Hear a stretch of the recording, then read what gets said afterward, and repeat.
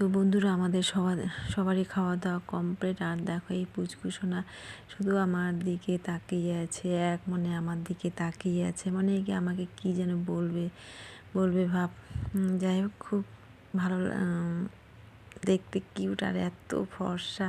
আর এরা কিন্তু দুই ভাই বোনে প্রচণ্ড ফর্সা, কি বলবো। আর এদিকে একটা জ্যোতিষী আসছে। যাই হোক আমরা বাড়িতে সব মহিলারা যাই হোক মানে অনেক কিছু কথা বলবে, কিন্তু যা যা বললো একদম সমস্ত একদম বাস্তবের সাথে, আমাদের বাস্তবের সাথে মিলে যায়।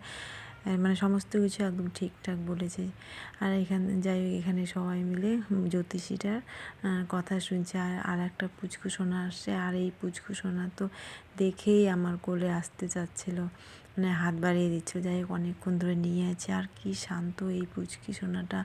আর চোখগুলো দেখলে এত যে মায়া লাগে, চোখের মধ্যে জল সাইডে, দেখে ভীষণ কষ্ট লাগলো এই পুচকু সোনাটাকে দেখে, মানে দেখে মায়া লাগলো। আর আমাকে দেখে আমার কাছে হাত বাড়িয়ে দিল, মানে আমার কোলে আসবে। আর এদিকে সব মানে আমার মেয়ে, ভাগ্নি, তারপরে ভাস্তি, ওরা সবাই খেলাধুলা করছে ঘরের মধ্যে।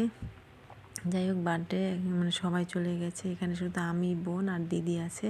আর এখানে মেয়ে এখন সকালবেলা এই চকোস বলে সরি বিস্কিট আর বোনবিটা আর দুধ খাবে, সকালবেলা ব্রেকফাস্ট করবে এটাই। তারপরে তো আমরা বাড়ি চলে আসি, সবাই যে যার বাড়িতে চলে আসলাম। তো গুড মর্নিং বন্ধুরা, তোমার সবাই কেমন আছে? আশা করি ভালো আছে। আমরা ভালো আছি। মেয়ে একটু এখন মজার কথা বললো তো এর জন্য হাসছি বাবা। যাই হোক আমি মাঝে মাঝে মজা করি, মাঝে মাঝে রাগারাগি, মাঝে মাঝে ঝাপাঝাপি করি। তবে এসে যাই হোক কালকে বাপের বাড়ি থেকে এসেছি বার্থডে খেয়ে। আর একটু মুডটা খারাপ ছিল জন্য এই জন্য আমি ভিডিও করিনি। ভাস্তির বার্থডের ভিডিও করিনি। তারপরে বৌদি বলছিল হ্যাঁ এসে ভাবছি ভিডিওগুলো দেখবো, একটু ফটো উঠাবি। আর বৌদি ব্যস্ত ছিল না, বৌদি কীভাবে ভিডিও করবে। তাই একটু মুড অফ ছিল জন্য ভাস্তির বার্থডে আমি কিছু শেয়ার করে নেই। এক দুটো ফটো হয়তো মেয়ে করেছে, আমি করিনি। অনেক কেক কাটিং, খাওয়া দাওয়া, তাই না, কে এলো না এলো কিচ্ছু শেয়ার করিনি। মুডটা ভালো ছিল না, মনটা ভালো ছিল না। বৌদিও বললো হ্যাঁ কোনো ফটো নাই, বৌদিও উঠায় নেই, আমিও উঠাই নেই এসে। যাই হোক কালকে আসছি, আসার পরে ভালো লাগছিল না, এর জন্য করি না। আজকে সকাল থেকে আবার ভিডিওটা শুরু করলাম। কি আমি তাড়াতাড়ি রান্না করে ফেলি, এই যে তোমাদের কাছে আর কোনো কিছু কাজ শেয়ার করলাম না।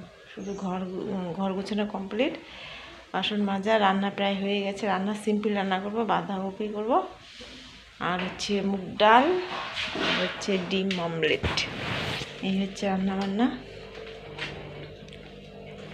আর মেয়ে ওদিকে বই পড়ছে। আর এদিকে ঘুম থেকে উঠে সমস্ত কাজকর্ম করে এদিকে ডাইরেক্ট রান্না করছি। রান্না করে তারপরে ফ্রেশ হয়ে কিন্তু পুজো করব।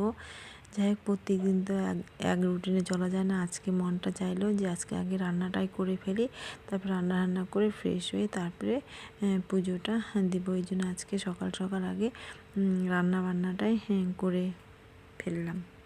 আর যাই হোক একদিন ছুটি কাটিয়ে আসলাম, মানে বাড়ি যাওয়া মানে মেয়েদের বাপের বাড়ি যাওয়া মানে রেস্ট, তাই না। আর ছুটি কাটিয়ে আসলাম, এখন আবার শুরু হবে ডেইলি রুটিন রান্না কাজকর্ম। আর সত্যি কথা বলতে কি আমি যেখানেই যাই না কেন, একদিনের জন্যই যাই বা দুদিনের জন্যই যাই, মানে একটু কোথাও গিয়ে ঘুরে আসি, কোথাও গিয়ে একটু শান্তি পাই না, কোথাও গিয়ে একটু মনে যে আনন্দ, ওই আনন্দটা লাগে না।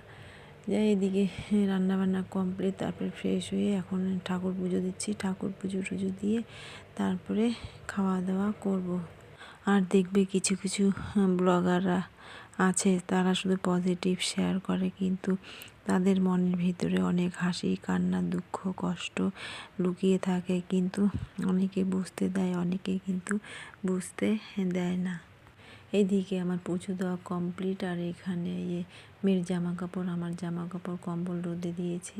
আর এগুলো বাড়িতে গিয়েছি, এই জামা কাপড়গুলো নিয়ে গিয়েছি, এইগুলো কেচে দিয়েছি।